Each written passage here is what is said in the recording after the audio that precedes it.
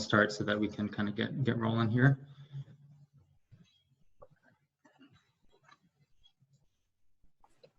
This is our third town hall. We'll have a recording of this, and thank you for coming again.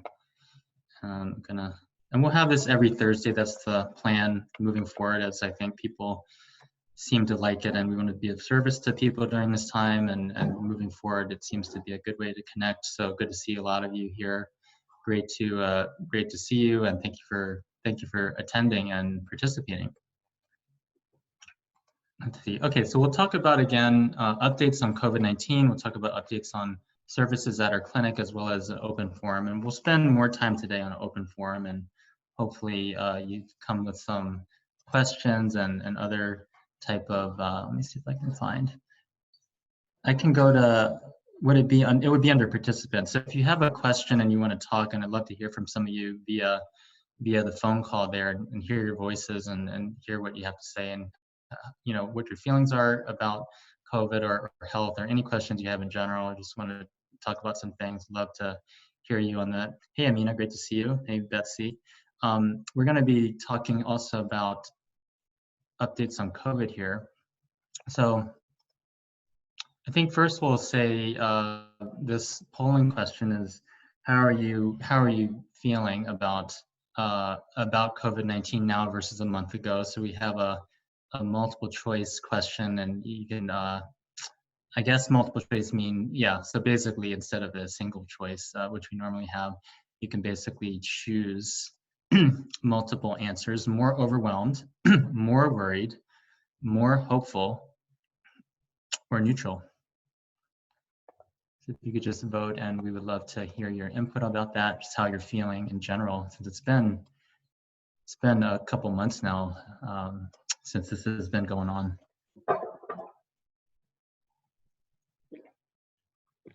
And then if you haven't been here before, welcome. If you have, welcome back. We're going to announce the answers, or announce not the answers, but the polling results here.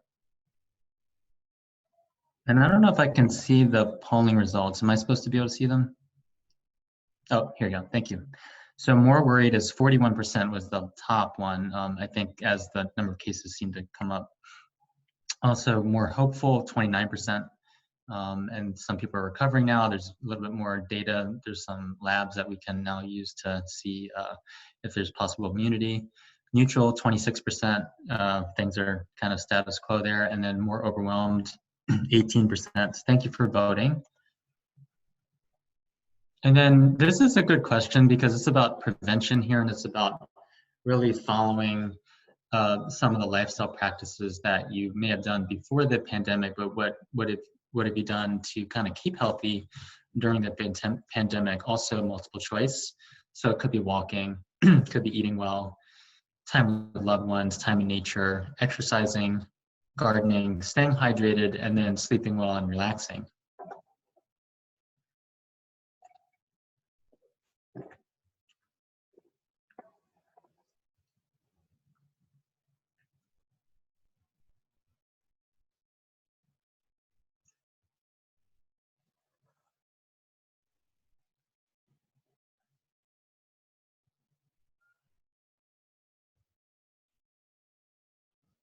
Thank you for voting, and we'll just release the results soon. Could be multiple of these as well, as for the previous question here. Could be all of the above. They all look like good options to me.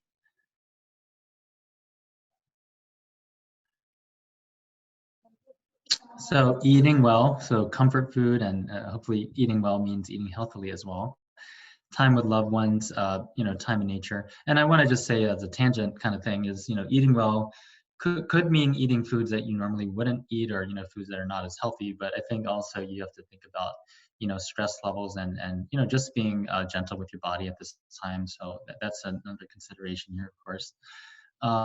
So the leading ones, it looks like we're staying hydrated, eating well, nourishing your body physically, sleeping well, very important, walking. Pretty much most of them, not too many people have been doing relaxing actually, but maybe there's too much news to keep up with here.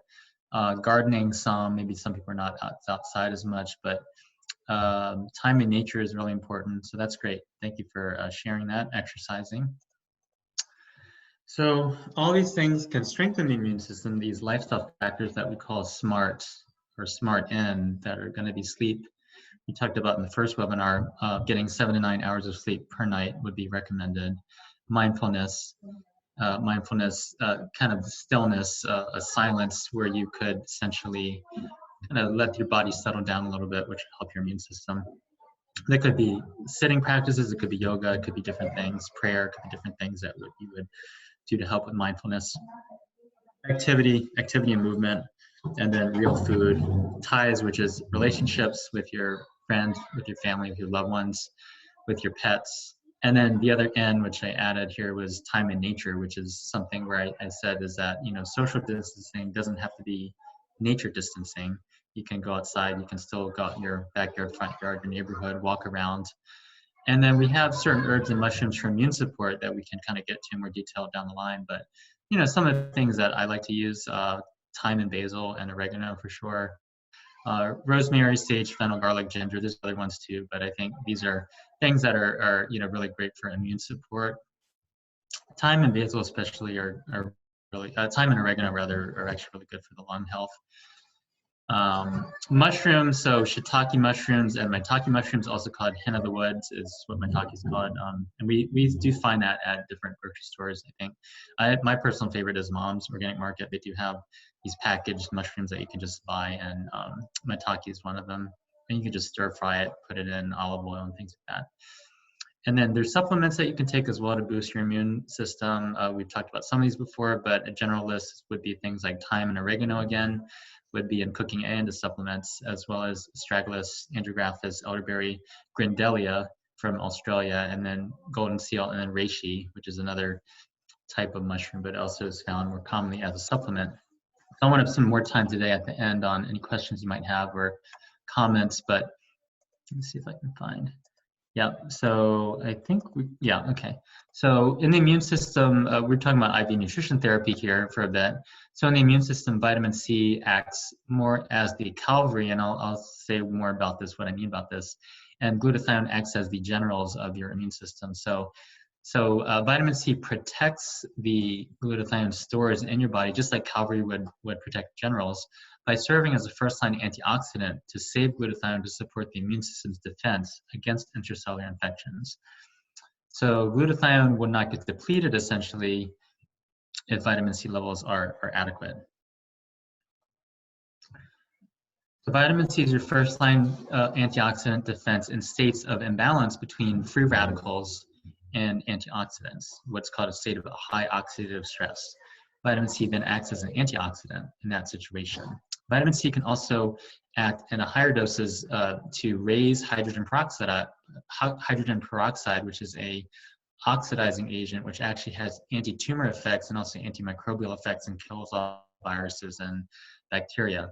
Trials are being done in China on IV vitamin C, and especially anecdotal evidence. First of all, anecdotal info was the first thing that was done several months ago now. Dr. Mao in China had done 10 to 20 grams of IV vitamin C per day in ICU hospitalized patients, and found that there weren't any deaths in those patients versus other patients not treated with IV vitamin C. And they reduced hospital stay by 3 to 5 days, which is a significant finding. But that was not peer-reviewed or published. That was just information that he was collecting. So then a trial is now underway in China that is doing IV vitamin C for hospitalized patients with COVID-19, and that's a dose of 12 grams of IV vitamin C, which is a moderately high dose, 2 times a day for 7 days as a treatment, along with other standard medical care. And that study will end in September, so hopefully we'll have the results in the fall for everyone here. Here's some other things that vitamin C also helps with the immune system with is strengthening the skin and tissue membranes that protect against viral invasion. Also, vitamin C increases and specifies white blood cells and antibodies to target the virus, almost like making it more precise. And then vitamin C helps to clear spent white blood cells when they're kind of tired, to clear them out and so they can be recycled so that your body can make more white blood cells to maintain tissue health. Glutathione is another antioxidant, so it's your, like we said, your general. It's kind of like one of the main antioxidants, Glutathione is also called GSH, and that functions as a cell protectant, and it acts as water to the fire of cellular inflammation. So if inflammation is causing quote unquote fire in your body, glutathione kind of quenches that fire out and acts as water to deplete or to reduce the inflammation. Now, glutathione is depleted by excess free radicals, and often these states of excess free radical or oxidative stress overwhelm the body's capacity to produce and to recycle glutathione. Food sources of glutathione are not particularly effective at increasing plasma levels. There are other ways to boost glutathione overall, including making sure you have enough protein, making sure you have enough B vitamins and zinc and other compounds that help with the either production or recycling of glutathione. But glutathione helps to protect against kind of quote unquote rusting of your system or oxidative stress, but it also regulates the immune response and it helps to strengthen the immune system here. And it also breaks down nutrients indirectly by transforming into glycine, glutamine, and cysteine, which also help with phase 2 liver detox, as well as helping maintain the gut barrier permeability, or rather the barrier to reduce permeability.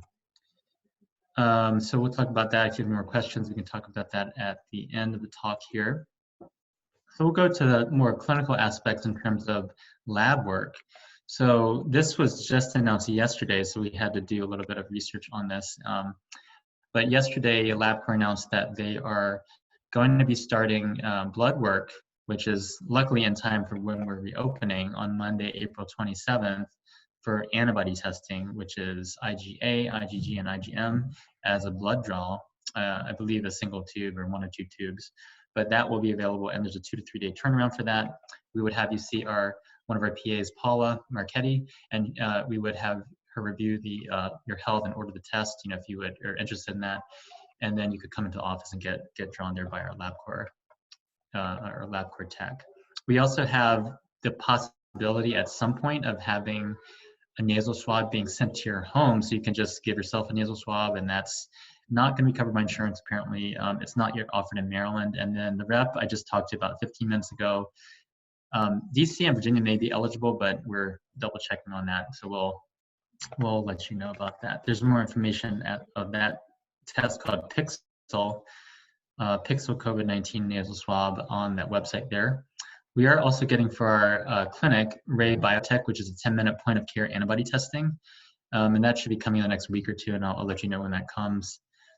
So literally that's a finger stick that we could do in our office, and we could know in 10 minutes if there's antibodies against COVID or against SARS-2. And then there's one test that you can also order online right now called Vault Health. So that seems to be a good test as well, approved under the FDA Emergency Use Act, or EUA, called Vault Health. So that's vaulthealth.com, and that can be drop shipped to your house, and you can do a saliva test. Now, whereas nasal swab testing doesn't tell you if you're really infectious or not, it tells you the presence of viral microbial particles in your nose, the saliva test will tell you if you're if you have the possibility of infectivity to other people. That test, I believe, is $150, and it is also not covered by insurance. And then finally, there's actually evidence that suggests that SARS coronavirus 2, which causes COVID-19, is detectable in stool for up to 5 weeks after the nasal swab is negative. And this was done in a hospital in China, and they did a study of, I believe, between 75 to 100 people there. And they checked people's nasal swabs and stool tests at the same time, and they found that even after 5 weeks, that was the maximum amount of time where the nasal swab was negative, and there was still some stool evidence based on PCR. So that's why we are getting these other kits, which we have available now. Just in case you want to check for that, we can drop ship it to you, or you can come to the office to pick up one. I believe that's $150 also, and that's cash test as well. That's a stool test that looks at polymerase chain reaction analysis of the SARS COVID viral RNA. So it looks at also viral particles in the stool, because it's possible that fecal oral transmission is possible even after clearing it from the nasal tract and the lungs. So that's something that we can kind of look at as a possible thing to monitor down the line, is that the gut may actually be a reservoir for coronavirus, like we talked about last week. Diagnosis. So diagnosis, this is based off of treatment guidelines that the NIH basically released this week about management of COVID-19. They classify severity of COVID-19 into 5 categories basically now. So there's asymptomatic, there's mild, moderate, and severe and critical cases. The asymptomatic and mild cases would be people that have a normal oxygen level above 92%. So there's that category 1, which is their oxygen level is okay. Their oxygen level is considered normal. Asymptomatic patients, people that have a nasal swab that's positive but don't have symptoms, self-quarantine is recommended for 14 days. That's what we would recommend generally from a CIH perspective. From a mild perspective, if someone has symptoms, like if they have fever, if they have muscle aches, things like that, diarrhea, nausea, or if they have coughing, but they don't have shortness of breath and they don't have any evidence on chest X-ray of pneumonia, then outpatient management can be possible there. We can talk about that in a minute. And then we also know that for the more moderate, severe, and critical cases, the dividing line there is basically oxygen saturation below 92%. So below 92%, you're really looking at that their lungs are starting to fail. You should go to the hospital, you should go to the ER and things like that. So there's evidence of likely lower respiratory tract disease. That could be shortness of breath. That could be evidence of pneumonia on chest X-ray. If it's starting to get to the lower chest, then you need a hospital evaluation. You need to go to the ER.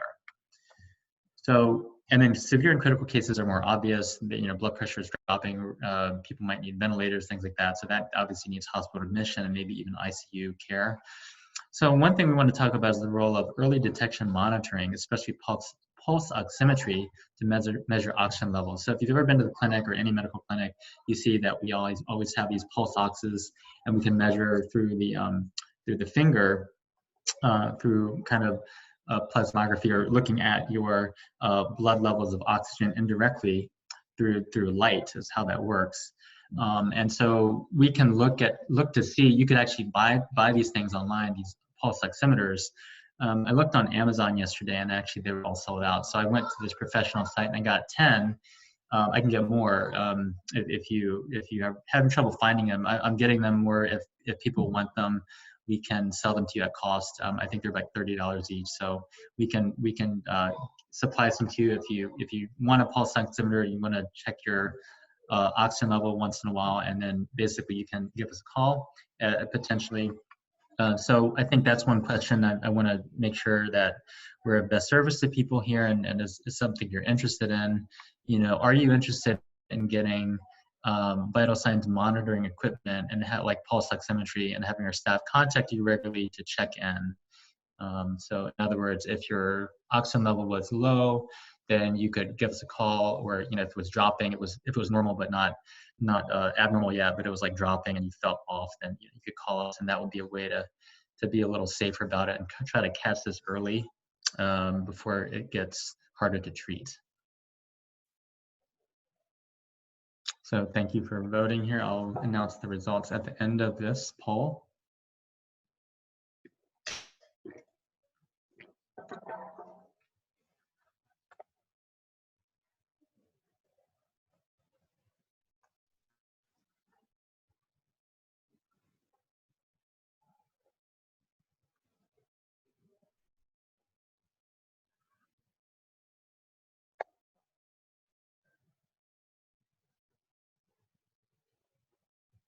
Okay, so we have the results here. So yes, so about a third would be, and a third said yes, a third said maybe. Cost, we would bill some online monitoring code, I think, which is part of insurance now. So all of these telecodes, which we weren't able to do before, we're able to do now. So we should be able to get that through insurance. Thank you for your, so about a third of people said yes, a third of people said maybe, and then about 17% of people said yes, depending on cost, and then 11% no. So cost should not be an issue. It does cost about $30 for the pulse ox, which you can buy online. I did get 10 of them because it sounds like people are kind of trying to buy them up. So if people need them or something, then we can just charge you at cost for that. Thank you for voting on that. Thank you so much. And then this again got released this week. So NIH Treatment Guidelines. This panel includes a group of NIH, CDC, FDA, VA Medical Center, American College of Chest Physicians, Emergency Physicians, Thoracic Society, Infectious Disease, Critical Care Medicine. But basically, the current conclusion is that there's no proven prophylaxis or treatment. There are some trials ongoing, for both prophylaxis and treatment, but there is no treatment yet. Let me see. Yeah, so nothing is proven yet. There's ongoing trials for 2 drugs. One is called HCQ, also called hydroxychloroquine. The other is called remdesivir. Generally, remdesivir is used as an intravenous drug in the hospitals for people that are critically ill, and HCQ is available through regular pharmacies, but also in the hospital. But those trials have been inconclusive so far. Some have shown benefits, some have not. So there's still some trials ongoing for that. Plasma therapy, where people give either antibodies or plasma from people who have recovered, who have gotten sick but have recovered from COVID-19. They've been given to critically ill patients, and some studies have shown benefit and some have not. So I think that's still inconclusive. There's a recommendation against a combination of HCQ and azithromycin because of possible cardiac side effects, because both of them prolong the QT interval, and that could lead to cardiac arrhythmia. So we're recommending against that combination taken together at this time. And also NIH also recommends against these more HIV meds, lopinavir, ritonavir, or other what are called HIV protease inhibitors because of unfavorable trial data. I think that means it basically didn't work for those people. And then basically there's treatment possibilities. So just looking at the research, there are no proven treatments so far, which is what I want to emphasize here, but there are in vitro studies against either COVID or against other single-stranded RNA viruses that are antiviral compounds, whether they're medications or more like herbal or supplements.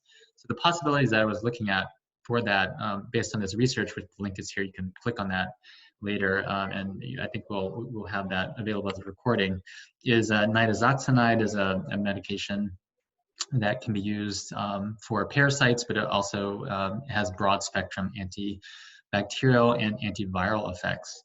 Remdesivir, we talked about. HCQ, we talked about. But there's also berberine, which is also golden seal. So berberine, luteolin, these are more plant-based type of compounds. Glycyrrhizin, which is basically a licorice type of herbal, has antiviral effects. Doxycycline has anti-inflammatory effects and could be useful.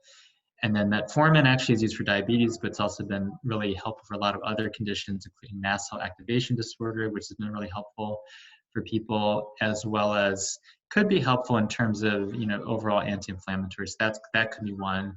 And then high-dose IV vitamin C is also experimental, but trials are being done in China and have been done, but also are being done now ongoing.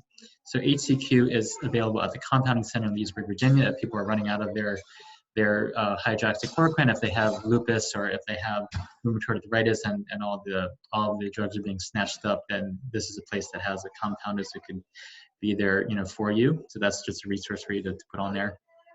And then in terms of future, I think one person asked last week, which is a great question, so thank you for asking that. Whoever asked that, is that what is the future of this for our society? And I think that realistically we're going to have to get herd immunity, which typically is 91 to 95% of the population. I believe that is the general statistic. So ideally people would have to be either immune, getting a vaccine. NIH, a branch of the NIH, the Allergy and Infectious Disease branch here, is working with a private corporation called Moderna. And they're the first ones that are doing vaccine trials in humans. And there's at least 11 other drug companies working on vaccines right now, which is going to take a while to get to us, of course. But herd immunity and vaccines would be other treatment options long term. Let's see. I think I might have.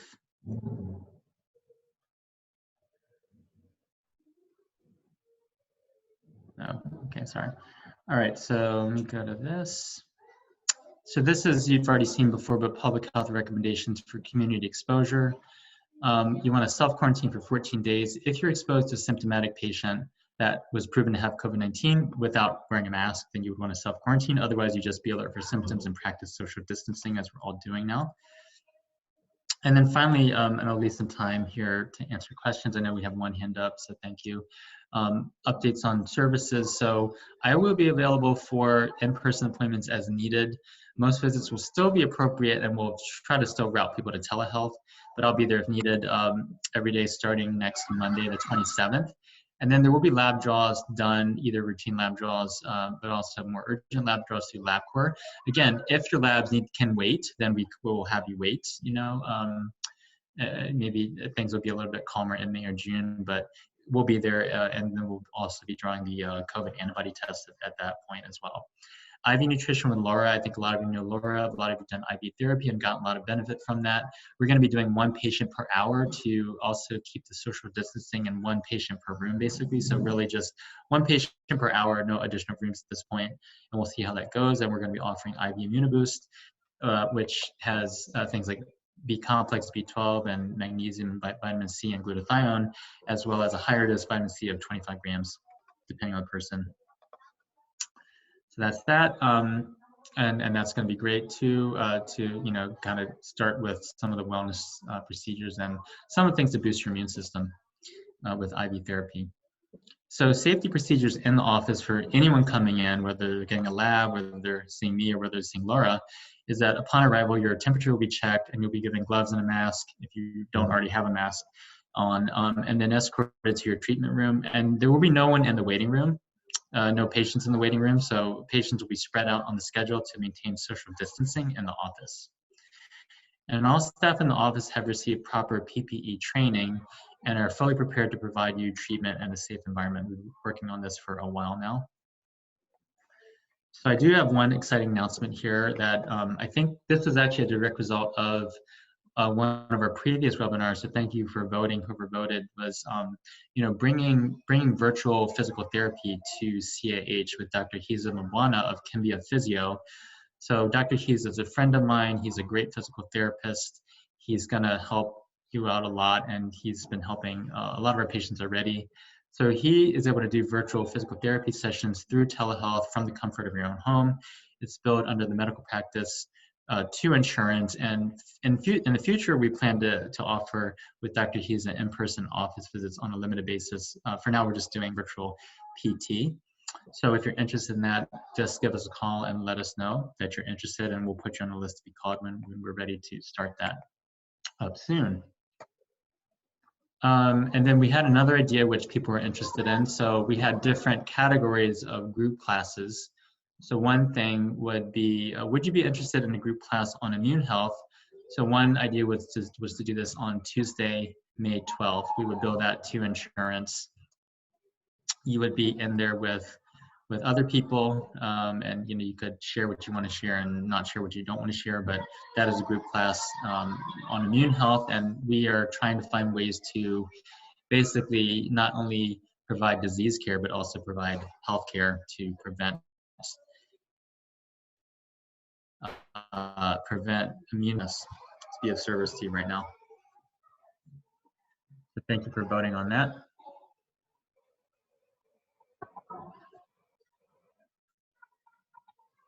Something.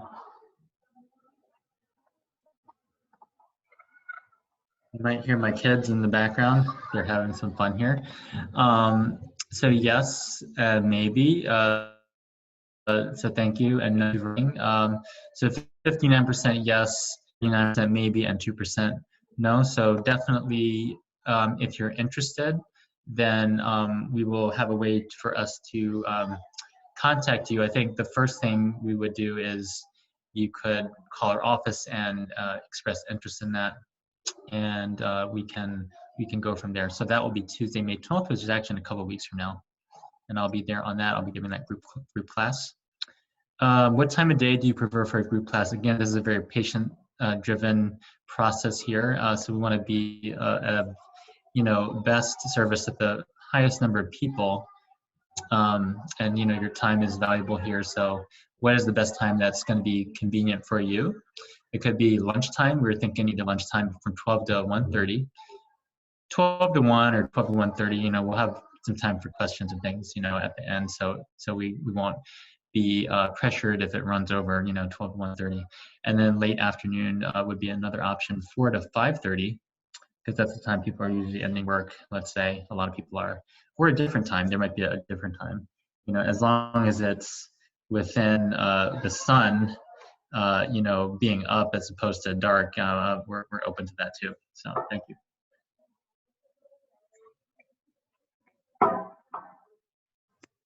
Also, looks like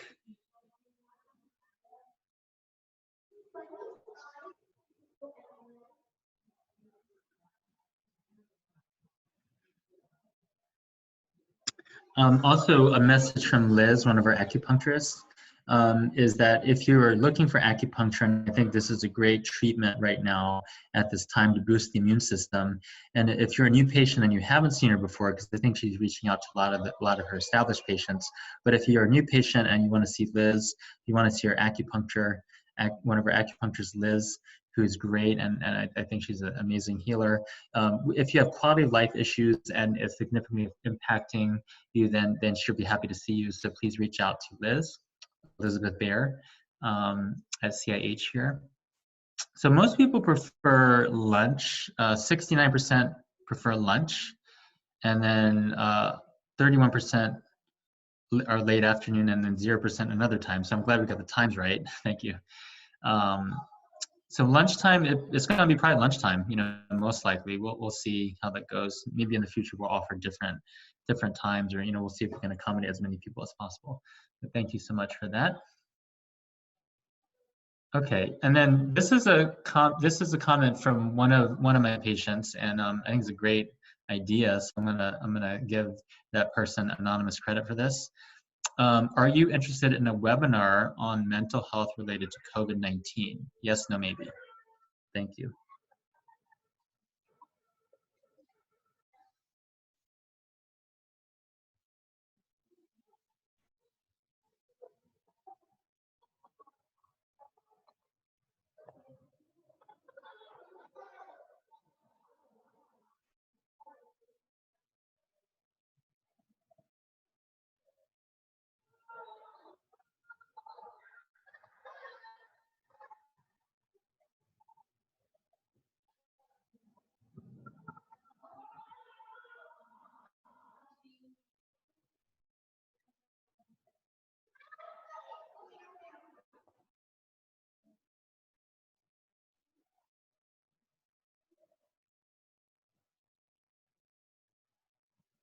All right, so mental health webinar. Yes, no, maybe.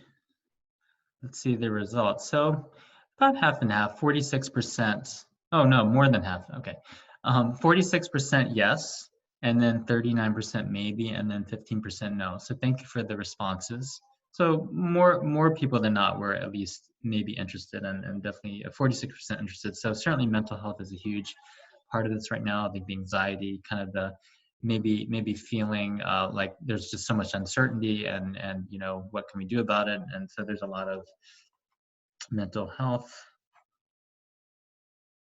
Let me see, I'm trying to do one thing here.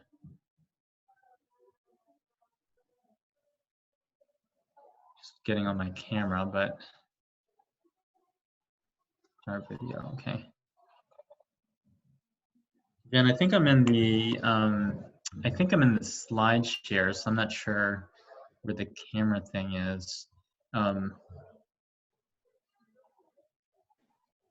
I think it's okay. I would just yeah. Okay. Right. Okay. Thank you. Thanks, Jen. So open forum. So I think Q&A. I know we had. Hold on 1 second. Okay. So Evelyn. So let me see. How do I? Oh, chat. Is that what I do? No. You should go to the first participant list. Okay. Right. I went to the participant list, and Evelyn has her hand up, I think. Here, yeah. I'll turn it on. So Evelyn, you should be able to talk. Sorry, still learning this here. Do I click chat? So Evelyn, you'll have to unmute yourself. Okay, now, yeah.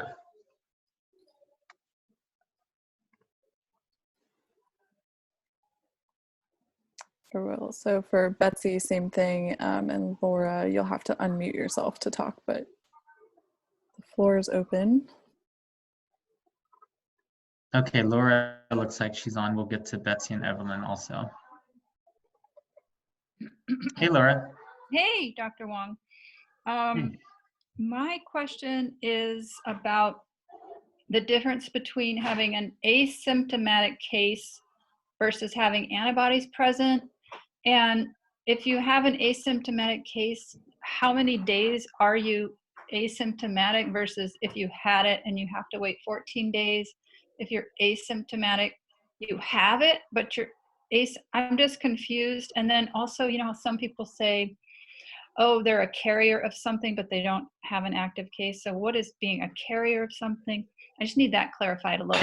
Yeah, that's a really good question. I'll try my best to answer that. It's a little complicated, I think, because we don't know all the answers yet for it. But Okay. First of all, antibody testing means your immune system has reacted to the virus, that it was exposed to the virus. Some people that have either weakened immune system, they might be on immunosuppressants, they might have had chemo, they might have been on steroids, they might just not have a very robust what's called humoral immunity response. And so that's one of the things is, you know, is the person actually mounting an actual antibody response, you know, and some studies that suggest that 75% of people mount a strong antibody response, then 20 people make a weak antibody response, then 5% of people don't even make an antibody response. So it might even be a false negative test, but you know, in that particular in that particular test that we are getting for the point of care test, it was 95% sensitive, so it picked up 95% and it missed 5% of people that had COVID. So I think that at least from a perspective of immunity, there's the acute phase antibodies like IgM, and then there's the more longer term antibodies like IgG. And the IgM will start to increase in about 3 days usually post-infection, and then IgG will increase about 8 to 11 days post-infection. So I think if someone had antibodies, what we typically would want to do is see, are they infectious or not? In other words, is someone that has had antibodies, so an immune response, are they still infectious? So that's when we want to proceed to do the nasal swab test, or even the saliva test you could do at home. You know, these are the type of things you would do as a second round thing. If you wanted to know what your immune status and you have to be positive, what I think you'd have to do to be conservative about it is just, you know, you're asymptomatic, so it's the likelihood of transmission is probably lower in that situation, although I think it's not zero. That's why we should wear masks, you know, in public at this point. But you would do a nucleic acid test, which is a nasal swab test, to kind of look at that a little bit more. Did I answer the question? Just making sure. Yes, thank you. Okay, thank you. Thanks for the question. It's a great question. Still trying to see. And then let me see if I can get to Betsy. Okay. Did I say chat? And sorry, I'm going to answer all the chat ones too. Hey, Hees, great to see you too. Thanks for joining us. And Dr. Hees is on the call too. So if you have any questions for him, please chat in there as well. Let's see. Jen, can you help me with Betsy's chat? I don't know if I can get to that. Yeah, so Betsy, you'll have to unmute yourself to talk. If not, you can put it in the chat box, Betsy, and we can do it that way. Let me try to do, okay, so chat. So I'm gonna start from the beginning here of the chat.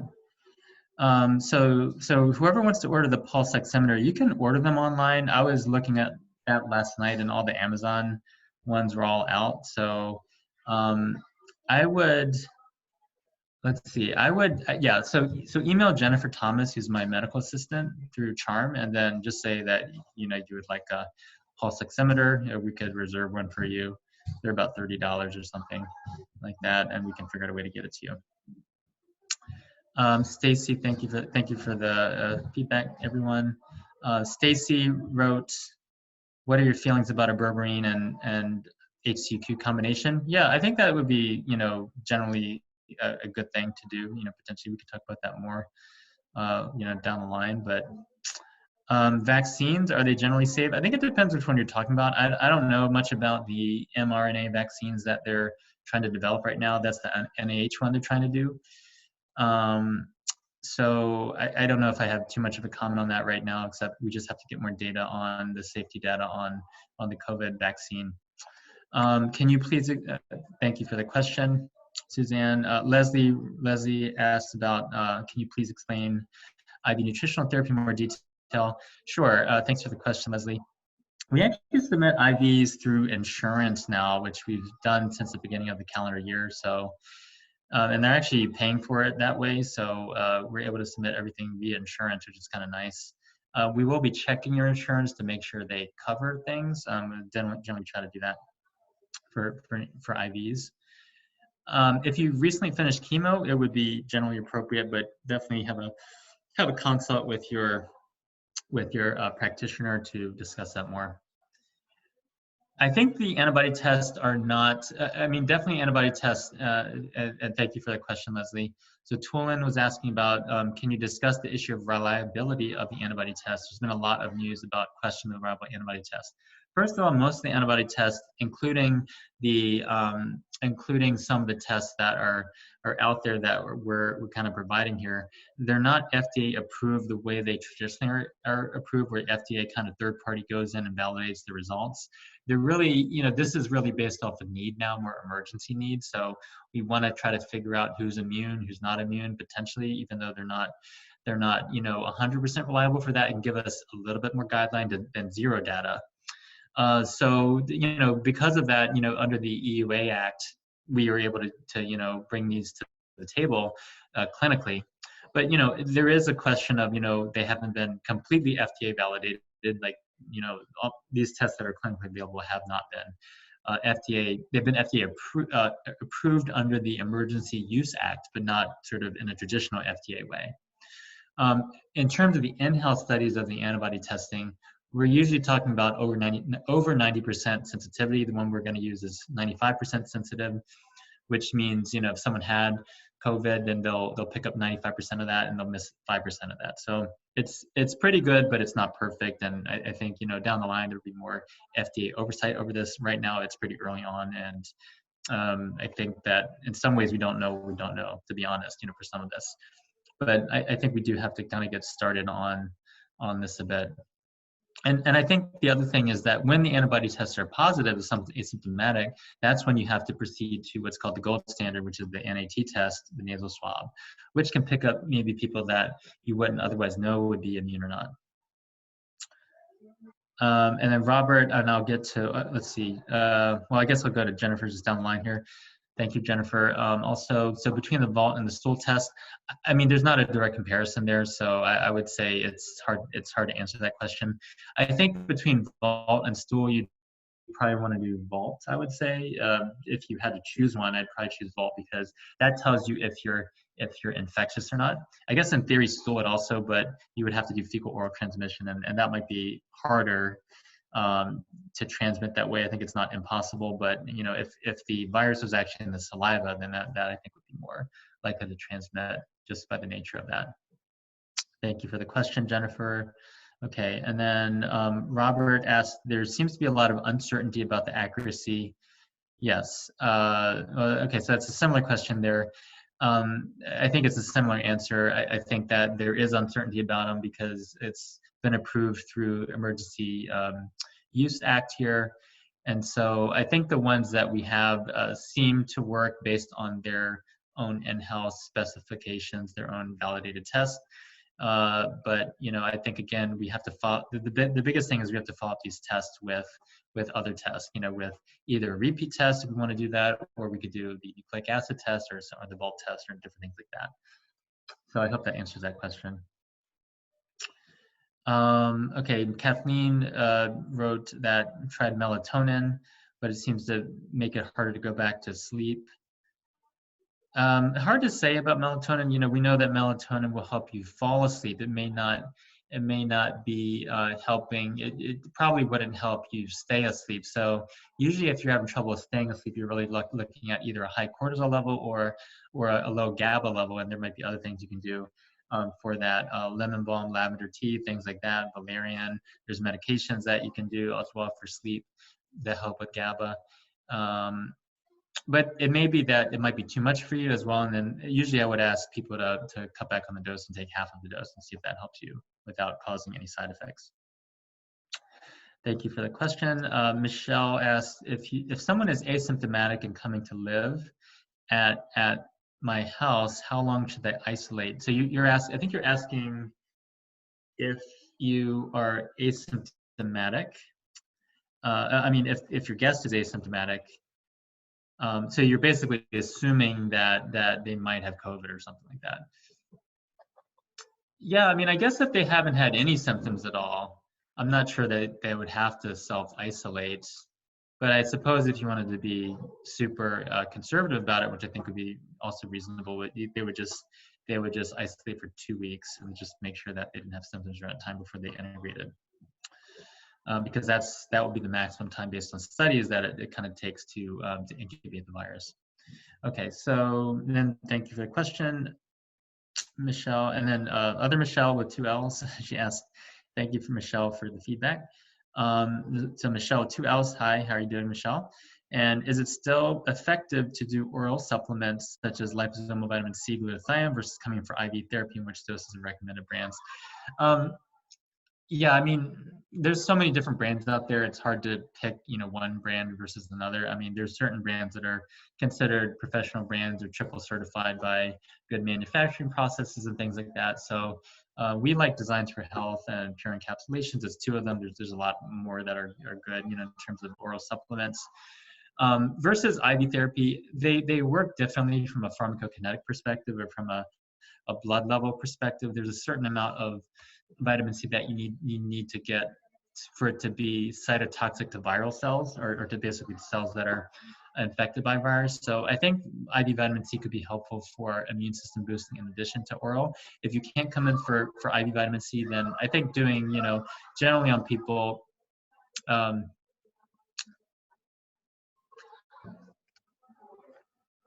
gonna just 2 grams of vitamin C a day, would be kind of a starting dose. And then I think glutathione, 200 to 400 milligrams a day are general things. But if you have a specific question about that, then we should make an appointment about that. I think elderberry and whether or not to use that for cytokine storm, the data is overinflated on that. So you can use that. I think at least for immune system boosting. I wouldn't rely on these to be, if someone actually was hospitalized, herbs are not the answer there, at that point in general. Vitamin C is being used in trials for people that are hospitalized, so that could be an answer, but that data is still preliminary. Same with oil oregano, I think that shows a lot of in vitro activity against SARS-1, so that's the basis for using it again for SARS-2, but again, there's not in vivo evidence for that yet. Yes, I also, thank you, Michelle. And TJ also wrote, I read that the virus is mutating and more recent mutations may be less debilitating. Yes, I also read that. I haven't read the research on that or how they're even coming to that conclusion, but yes, viruses do mutate.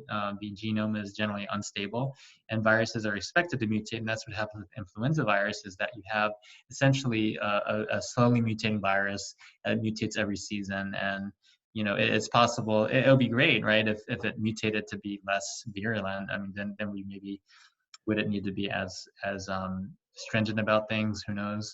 But I think it is very possible that the mutations may be less debilitating. I think only time will really tell, though.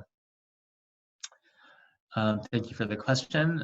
Betsy asked about dosage recommendation for CD and glutathione. It all depends on your immune status, I think. Someone with lung issues like asthma or emphysema, someone with diabetes or heart disease or lung disease, I would definitely take all those. Glutathione would definitely be important there. Either glutathione or NAC.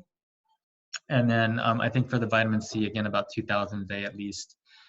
More for immune boosting. And then if someone was feeling more symptomatic, 5 to 10 grams of vitamin C as long as you didn't have G6PD deficiency or kidney stones history.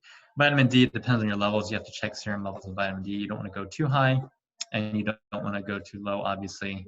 The upper limit based on the Institute of Medicine is 4,000 IU, which is a very conservative dosage. We usually go 5,000, but it depends on it really depends on the person and their health, and a little bit more individualized there. So I think between 2,000 to 4,000 in general, but you want to check levels.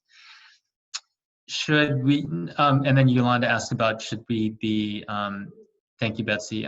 Yolanda was asking about, should we be using pulse oximeter only if we have symptoms? It's an option, it's if people want to check if they're asymptomatic, just to check their baseline pulse ox, that might be good, because some people have higher baselines than others depending on how much you exercise or your vascular tone or just things like that. So it probably would be a good thing to have in the house in general for general health, just like sometimes people have a blood pressure cuff. That would be my my feeling about it, but it's not like a CDC or NIH recommendation. I think it's a good thing to have in your house, just as something to give you more health data so that you can contact your practitioner if there's a problem. So if you have a baseline pulse ox of 95%, for instance, and that, but then it goes down to 92 and you're not feeling that well, at least that way kind of what your baseline was.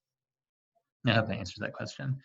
And then Laura wrote that facelake.com, sounds like Facebook, but facelake.com looks like pulse ox was available there, so that's good to know, so people can check that out. Thank you so much. Evelyn also asked about liposomal delivery of vitamin C and glutathione relative to IV. I don't think they've done direct studies on liposomal versus IVs, so I think they're both good for absorption. If you can't get to the IV, then the liposome will be a good option. IV will definitely peak the level higher than liposomal just because it goes right into the bloodstream. IV therapy covered by Medicare, Suzanne wrote, thank you so much. Yeah, I mean, we are submitting it through insurance, and Medicare is part of that, so Medicare, other insurances.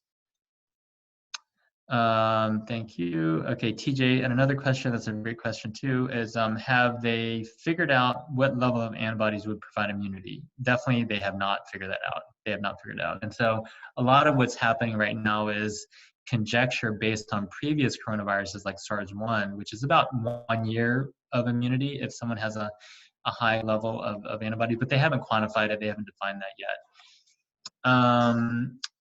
And then, are there concerns about the virus being transmitted via food?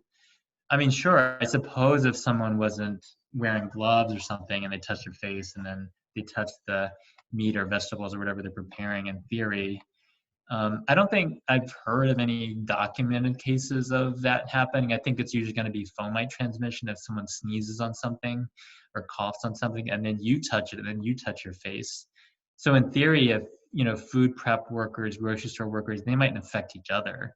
But then, also from perspective of, it's more aerosolized than, in the air. So if there's some, people are standing less than 6 feet away, let's say, and then, they could potentially get infected that way. But I don't think there's any documented cases of the virus being transmitted via food. Some people are getting more into eating more cooked foods right now because that could, in theory, activate the virus. I think there's no data on that, yet. But I think cooking food in general for some of the food is probably a good idea. Thanks for the question, TJ. And Irene asked, who would you recommend to receive IV vitamin C and glutathione? It's a hard question. I think definitely, if someone is having immune system issues and maybe they're at more risk for vitamin C deficiency, so that would be people with metabolic conditions like heart issues, diabetes, people that are smokers, would be someone to, people that have fatigue in general and, they might be not getting enough sleep or something like that. And, sleep would also compromise the immune system. So I think, in general, vitamin C and glutathione are more protectors. They're not really antiviral in and of themselves, but they help with your immune system indirectly. So, if you feel like your immune system needs a boost, and if you have a question about should you receive it or not, then we can talk about that more. more in an appointment in more detail. So we could make an appointment with our staff. Thank you so much, Irene. Rob was asking, do you think autoimmune conditions make you more susceptible with COVID? No, not necessarily. It depends on the condition, but in generally not. If you're not taking an immunosuppressant like a biologic or methotrexate or steroids, then you're really not more at risk. You're not considered immunocompromised in those situations, unless you're taking those type of medications. And we can also check people's white counts and things like that to make sure that their immune system is okay. Thank you for the question, Rob. Helen wrote, can you take glutathione in addition to NAC? So yeah, you can. So you actually, the recommendation is, which I didn't mention this, which is a good thing that you asked this question actually. It's a great question. Now what happens is if you take glutathione, but then you're not eating a protein, your body's gonna break down that tripeptide, which is glutathione, which is actually made of glutamate, glycine, and cysteine into those 3 component peptides. So if you're not eating enough protein, then glutathione gets broken down and becomes cysteine, and it becomes glutamate, becomes glycine. So what happens is your body then is not able to utilize the glutathione. So I think it's nice to use to have cysteine as kind of a backup to help promote glutathione, because you need the N-acetylcysteine as a building block of glutathione. And in fact, between those 3 peptides, cysteine, glutamine, and glycine, cysteine is the rate limiting amino acid in the synthesis of glutathione. So it is generally recommended, if you don't mind taking both, you take glutathione and NAC, and you can take them together, and then that should be very safe. Yes, so Michelle asked that too. Yes, it's not overkill. I think that would be a nice thing to do if you can do that. Thank you. So Susan wrote, this is a great question too. Does the recent information about the development of blood clots by many patients affect what supplements we take to protect against new issues? So there are issues of hypercoagulability. There are issues of vascular inflammation and hypercoagulability, which would make people more at risk for blood clots. I like curcumin. You can also sprinkle turmeric on your food. Curcumin has some mild blood thinning effects. If someone is already on an aspirin, then that could be something you continue, obviously. But curcumin would be one that you could consider, I think for sure. And actually a lot of the herbals that are, recommended that you can just eat through foods like ginger, garlic, and things like that have anti-clotting effects also. So just eating a anti-inflammatory diet with some herbs and spices that have some blood thinning effects would actually be helpful for you too. Okay, and then Betsy asked about when will the LabCorp test be available in the office? It will be available on Monday, literally this Monday. So if you would like to schedule that, or if you have an interest in that, then make an appointment with Paula. You can call our office number and make an appointment with Paula to discuss that a little bit more, and she can place that order for you, just to kind of be more thorough about it and go through your health history. Thanks, Betsy, for the call, and I'll be in there next week. So if you're in there, I'll try to pop in and say hi to people that are there with my face mask on, of course. Irene asked about, and then I think we have a couple more questions, and then it's about 1 o'clock here, so I know we all have to go. But Irene asked about CNN Health reported seniors with COVID-19 show unusual symptoms, sleeping more than usual, confusion, dizziness. How common are they? I think they're more common than we think. That's a great question, first of all. Because because the SARS-2 basically binds to the ACE2 receptor, which is found in the lungs, it can cause shortness of breath and chest pain. But it's also found in the gut, so it can cause nausea and diarrhea. It's found in the brain, so it can cause dizziness and brain fog and confusion. And it can cause loss of smell. If someone is having loss of smell, which is a very unusual symptom, that to me would be a red flag. If they're having dizziness and they don't normally have dizziness, that would be another possible red flag. So you have to really think of COVID as possibly a multi-system, a total system issue, which could affect all different types of organs. So the big organs that could be affected are the lungs, gut, liver, brain and kidneys. You've seen some people with kidney failure as well in the hospital. So, you know, I would say, I think you just have to keep your antenna, I guess, radar up a bit, and then, you know, talk to your practitioner if you have a question about it. I hope that helps there. Yes, the virus can live on hard floor surfaces. That definitely can do that. And then I haven't heard, so Christy asked about, I did volunteer to be in the study for healthy people to test for COVID, but I haven't heard anything back from them. So I don't know if they're already full or if they're just not, they don't have it ready or whatever, but I haven't heard back from them yet. So if I do hear back from them, I'll definitely let people know. You can also email them yourselves and you know, just see what your response is. Linda wrote, I'm not sure what the question is. There's 2 tests. There's a couple tests. You know, the antibody blood test is available via LabCorp on Monday, and we also have the PCR stool test, which is a diagnostic solutions lab. That's the other one. They also do a functional stool test called the GI map, but the PCR test for viral RNA, which is a COVID-19 test, is a different stool kit. We have that also in the office. Thanks, Linda, and good to see you here. And then Margaret actually wrote, Village Green has a pathway product called GluNAC Plus that has glutathione, NAC, ALA, and selenium. That looks like a good product. Thank you.